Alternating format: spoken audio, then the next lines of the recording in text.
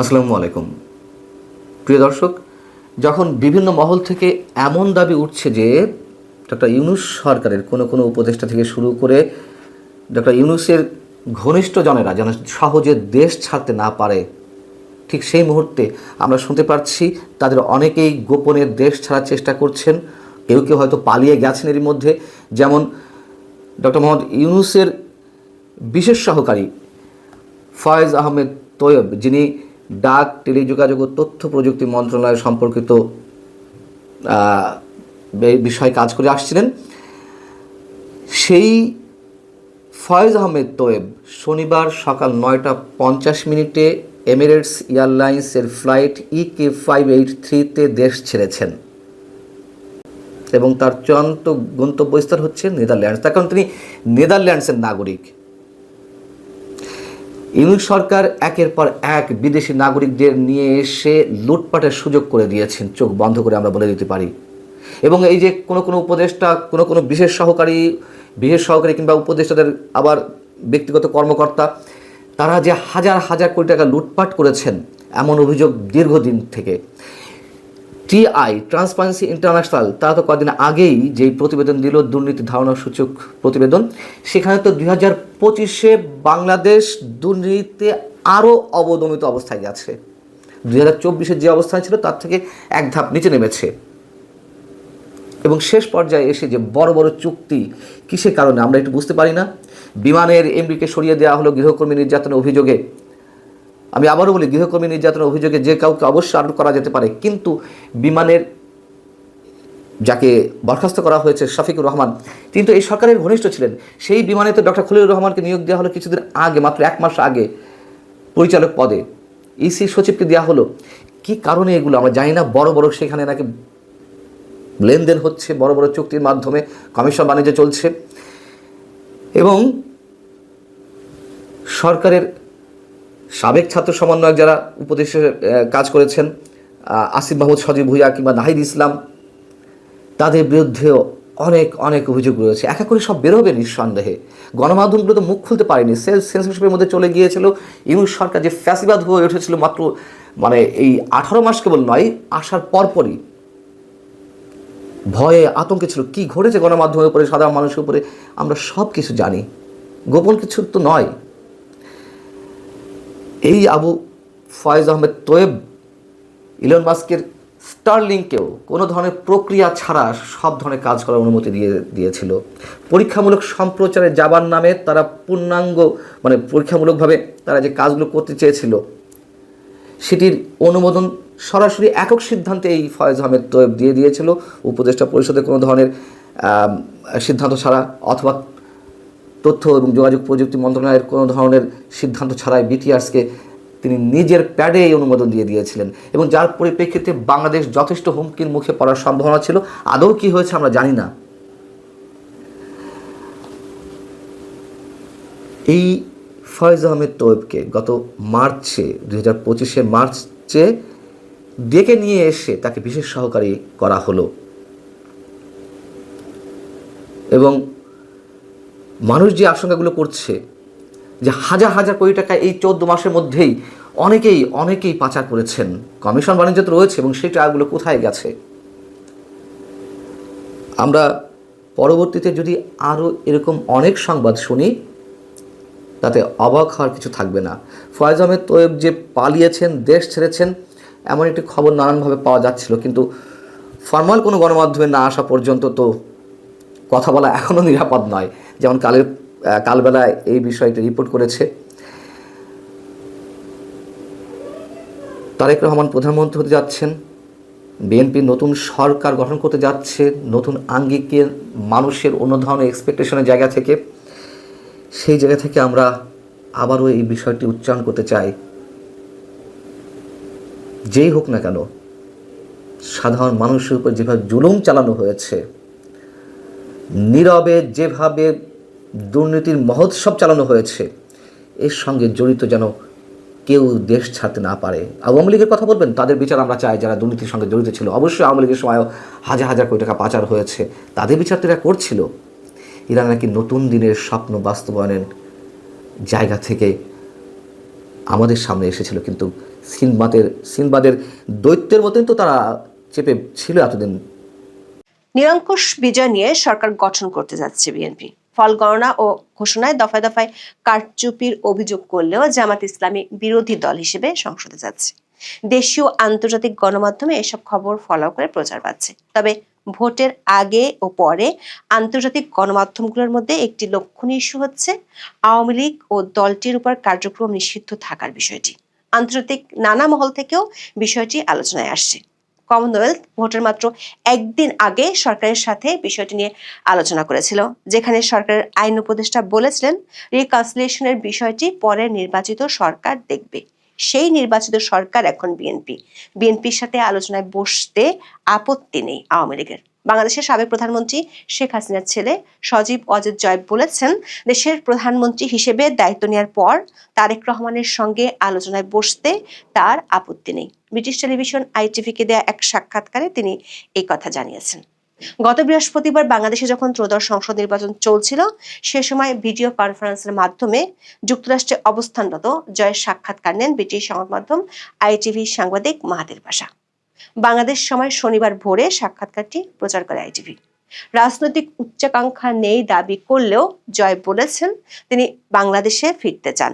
বাংলাদেশের ত্রয়োদশ জাতীয় সংসদ নির্বাচনকে প্রহসন দাবি করলেও 24-এর আন্দোলন নিয়ন্ত্রণে দমনপীড়ন, তাতে আওয়ামী লীগ বা শেখ হাসিনার দায়, আওয়ামী লীগ সরকারের ভুল, শেখ হাসিনার মৃত্যুদণ্ডের রায়, তার দেশে ফেরার সম্ভাবনা, নির্বাচনের জামাতের উত্থান, আওয়ামী লীগের সংস্কার সহ বিভিন্ন বিষয়ে মাহাতির পাশার প্রশ্নের উত্তর দিয়েছেন সজীব ওয়াজেদ জয়। বাংলাদেশের ত্রয়োদশ জাতীয় সংসদ নির্বাচনকে সজীব ওয়াজেদ জয় দেখছেন প্রহসন হিসেবে। কারণ হিসেবে দাবি করেছেন দেশের সবচেয়ে বড় দল এবং সব প্রগতিশীল দলকে নির্বাচন থেকে বাইরে রাখা হয়েছে। তিনি বলেছেন, মূলত এমন ভাবে সাজানো একটি নির্বাচন হয়েছে যাতে সবচেয়ে বড় ইসলামপন্থী দল জামাত ইসলামী তাদের জনসমর্থনের তুলনায় অনেক বেশি প্রভাব সংসদে পায়।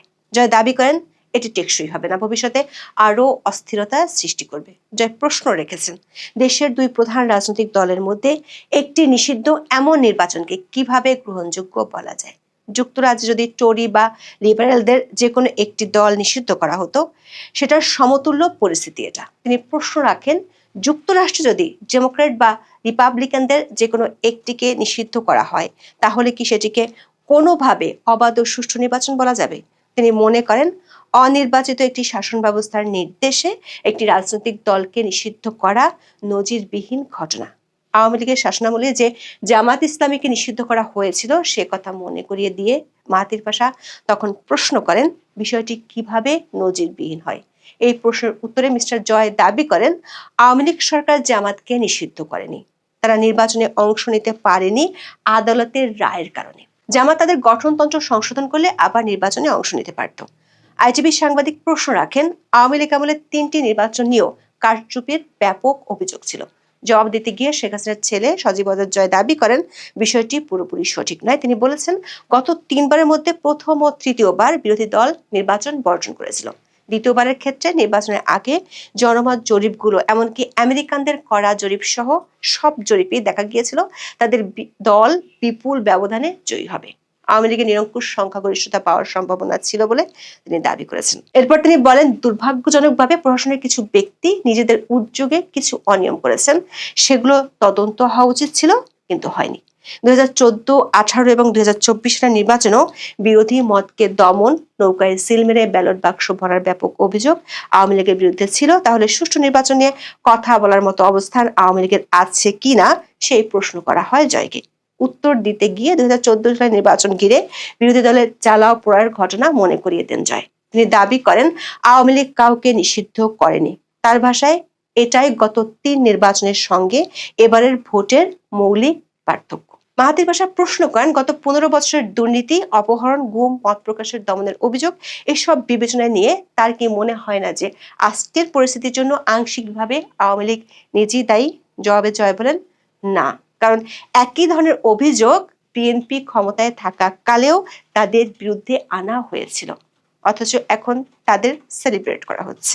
24-এর আন্দোলন নিয়ে এক প্রশ্নে ITV সাংবাদিক বলেন, আপনি কি স্বীকার করেন আন্দোলন চলাকালে এমন কিছু ব্যর্থতা ছিল যা শেষ পর্যন্ত শেখ হাসিনার পতনের কারণ হয়েছে? জবাবে জয় কিছু ব্যর্থতা থাকার কথা স্বীকার করেন। তিনি বলেন, আন্দোলনটি শান্তিপূর্ণভাবে শুরু হয়েছিল, তাদের দাবি ছিল যৌক্তিক। দুঃখজনক বিষয় হলো 2018 সালে আওয়ামী লীগ সরকারই কোটা কমিয়ে দিয়েছিল। কোটার সরকার পুনর্বহাল করেনি। যারা আগে কোটার সুবিধা পেতেন তাদের পরিবারের করা একটি মামলার ভিত্তিতে আদালত তা পুনর্বহাল করেছিল। এরপরই আন্দোলন শুরু হয়। সরকার শিক্ষার্থী আন্দোলনকারীদের সঙ্গে বসে কথা বলতে ব্যর্থ হয়েছিল। জয়ের দাবি, জামাত ইসলামী ওই সুযোগ কাজে লাগিয়ে সরকার পতনের আন্দোলনের দিকে নিয়ে যায়। তারাই সহিংসতা শুরু করে, আন্দোলন সহিংস রূপ নেয় এবং আবারও সরকার তা মোকাবেলায় ভুল করে। বিষয়টি এত দূর গড়ানো উচিত ছিল না। মাহাথির বাসার জুলাই হত্যাকাণ্ড নিয়ে ক্ষমা চাওয়ার প্রসঙ্গে প্রশ্ন করেন। উত্তরে জয় বলেন, জাতিসংঘ 15 জুলাই থেকে 15 আগস্টের মধ্যে 1400 নিহতের কথা বলেছে, আর সরকার পতন হয়েছিল 5 আগস্ট। তাহলে পুরো সবার হত্যাকাণ্ডের দায় কেন আওয়ামী লীগ সরকারকে দেওয়া হচ্ছে, সেই প্রশ্ন তোলেন সজীব ওয়াজেদ জয়। প্রসঙ্গক্রমে জয় বলেন, তারা দায় স্বীকার করছেন কয়েকশো মানুষের মৃত্যুর জন্য, 1400 জন নয়, কারণ তাদের প্রায় অর্ধেকই ছিলেন পুলিশ সদস্য ও তার দলের কর্মী। তবে তার মা শেখ হাসিনা কখনো কাউকে প্রাণঘাতী শক্তি প্রয়োগের নির্দেশ দেননি, শুধু যারা পুলিশ বা অন্যদের উপর হামলা করেছিল তাদের ক্ষেত্র ছাড়া। জয় জুলাই হত্যাকাণ্ডের বিচার নিয়ে প্রশ্ন তুলে বলেছেন, প্রতিবাদকারীদের হাতে সংগঠিত সব হত্যাকাণ্ডকে দায় মুক্তি দেওয়া, পুলিশ সদস্য ও সরকার সমর্থক কর্মীদের হত্যার জন্য আইনগত সুরক্ষা দেওয়া, যদি সেটিকে বৈধ বলা হয় তাহলে অতীতে যাই ঘটুক না কেন তার বিচারের প্রসঙ্গই অর্থহীন হয়ে যায়। তখন আর বিচার নিয়ে কথা বলারই বা মানে কি? যদি হত্যাকাণ্ডই গ্রহণযোগ্য হয়ে যায় তাহলে আর বিচার নিয়ে মাথা ঘামানোর প্রয়োজন কি? শেখ হাসিনার ফাঁস হওয়া অডিও রেকর্ডে তাকে আন্দোলনকারীদের হত্যার নির্দেশ দিতে শোনা গেছে বলে অভিযোগ রয়েছে। কর্তৃপক্ষের কঠোর দমন নীতির কারণে এত প্রাণঘাতী ঘটেছে কিনা সেই প্রশ্ন রাখা হয় সাবেক প্রধানমন্ত্রীর ছেলের সামনে। জয় আগের মতোই দাবি করেন, বিবিসি ও আল জাজিরা অডিও টেপের যে অংশটি প্রচার করেছে তা কেটে নেওয়ার একটি অংশ। আন্দোলনকারীদের বিরুদ্ধে কখনো প্রাণঘাতী অস্ত্র ব্যবহারের অনুমতি দেওয়া হয়নি। জুলাই আগস্টের ঘটনার জন্য মানবতা বিরোধী অপরাধে দোষী সাব্যস্ত করে আন্তর্জাতিক অপরাধ ট্রাইব্যুনাল ইতিমধ্যে শেখ হাসিনাকে মৃত্যুদণ্ড দিয়েছে। শেখ হাসিনা ভারতে নির্বাসিত জীবন কাটাচ্ছেন। তিনি যদি কখনো বাংলাদেশে ফেরেন তার সামনে কি অপেক্ষা করছে তা নিয়ে জয় উদ্বিগ্ন কিনা সেই প্রশ্ন রাখেন আইটিভির সাংবাদিক।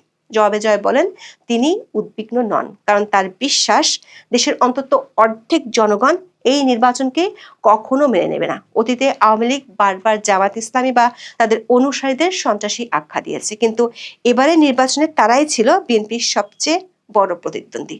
শেখ হাসিনার শাসনামলে দমন পীড়নের কারণে জামাতের এই পুনরুত্থান ঘটেছে কিনা সেই প্রশ্ন রাখা হয় সাক্ষাৎকারে।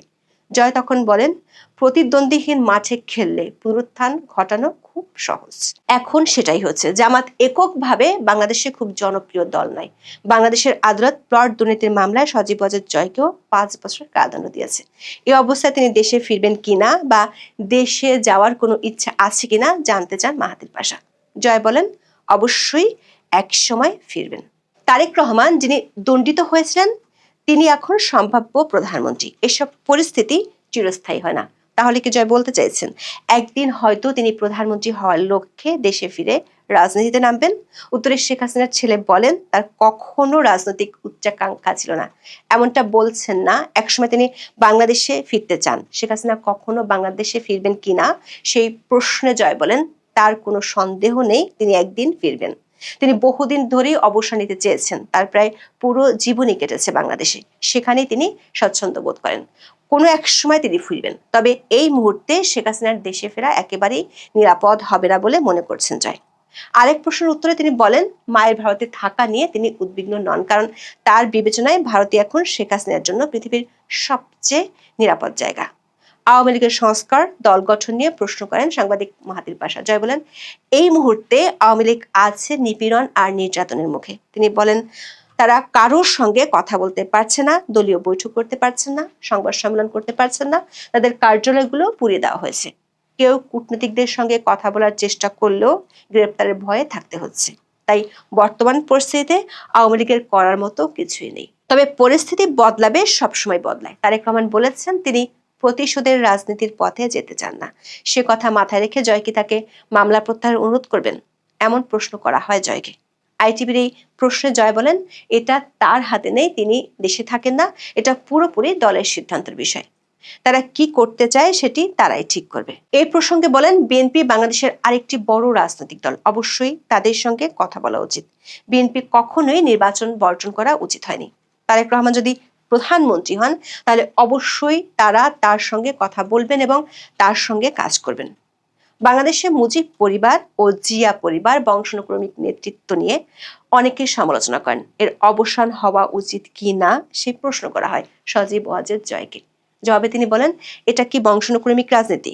তারা নিজেরা রাজনীতিতে থাকতে চান নাকি তৃণমূল পর্যায়ের মানুষ দলীয় কাউন্সিলে বারবার ভোট দিয়ে নির্বাচিত করেন? জয় দাবি করেন, তিনি যদি বাংলাদেশের প্রধানমন্ত্রী হতে চাইতেন তাহলে অনেক আগেই হতে পারতেন।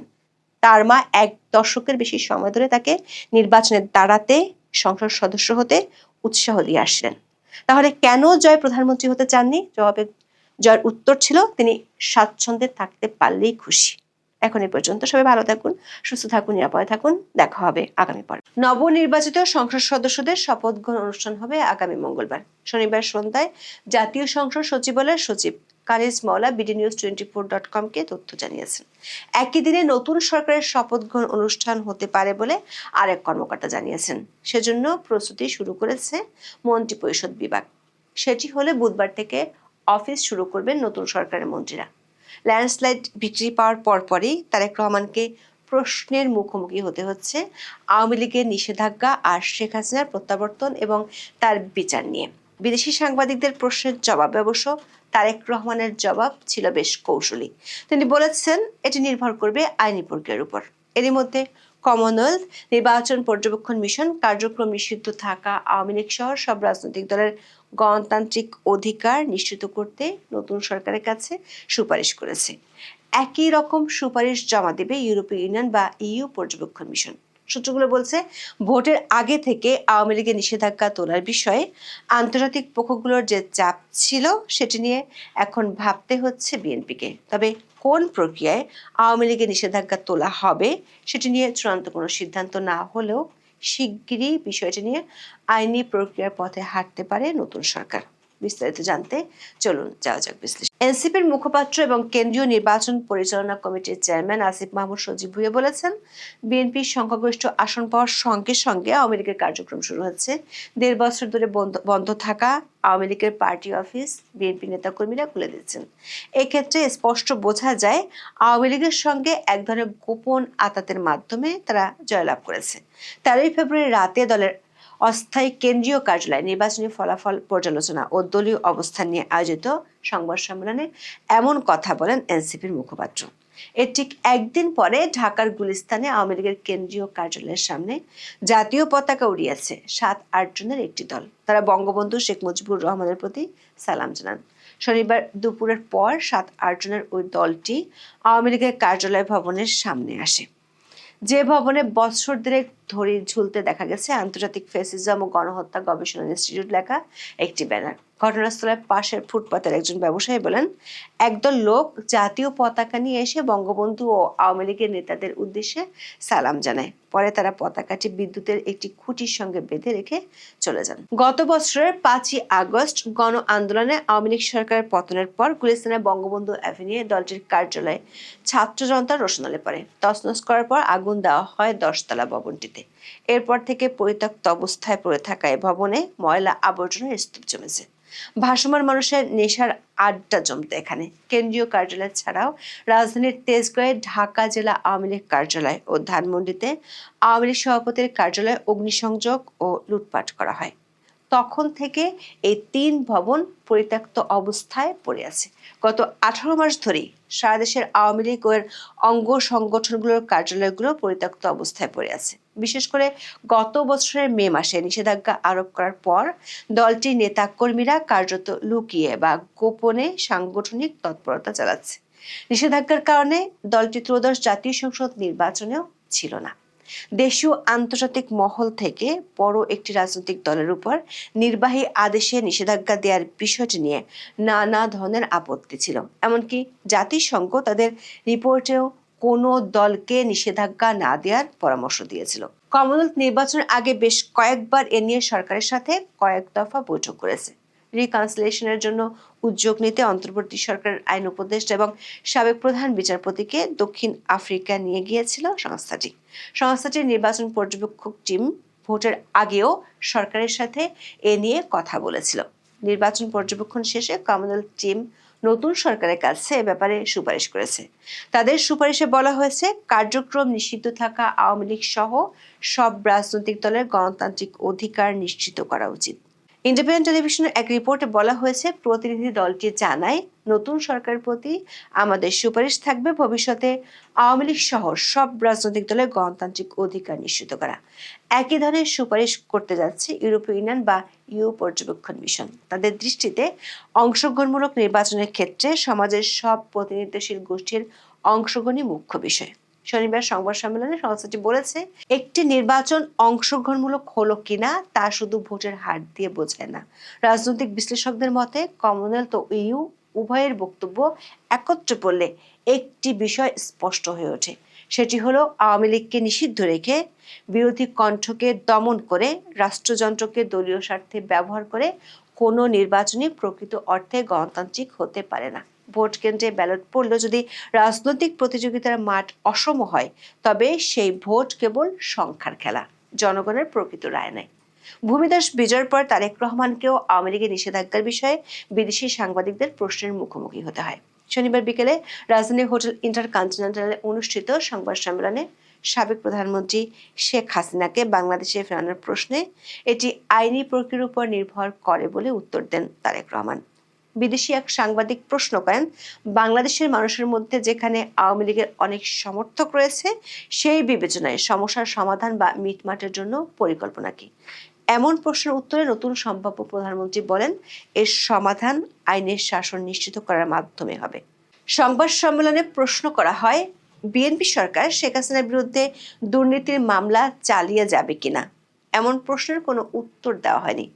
আন্তর্জাতিক অপরাধ আদালতের রায় বা সিদ্ধান্ত পুনর্বিবেচনা করা হবে কিনা এমন প্রশ্নের জবাবে বিএনপির স্থায়ী কমিটির সদস্য আমির খসরু মাহমুদ চৌধুরী বলেন, এটি বিচার বিভাগের বিষয়। আন্তর্জাতিক অপরাধ আদালতের বিষয়ে বিচার বিভাগকে নির্বাহী এবং আইনি সবার কাছ থেকে আলাদা রাখার কথা বলেন তিনি। সূত্রগুলো বলছে, 3টি দেশের রাষ্ট্রদূত, বেশ কয়েকটি বিদেশি সংস্থা ভোটের আগেই তারেক রহমান এবং বিএনপির শীর্ষ নেতাদের সাথে আওয়ামী লীগের নিষেধাজ্ঞার বিষয়ে কথা বলেছিলেন। প্রশ্ন হলো, জাতীয় ও আন্তর্জাতিক চাপে যদি দলটি নিষেধাজ্ঞা তুলতে হয়, তাহলে কোন প্রক্রিয়া আগাবে নতুন সরকার?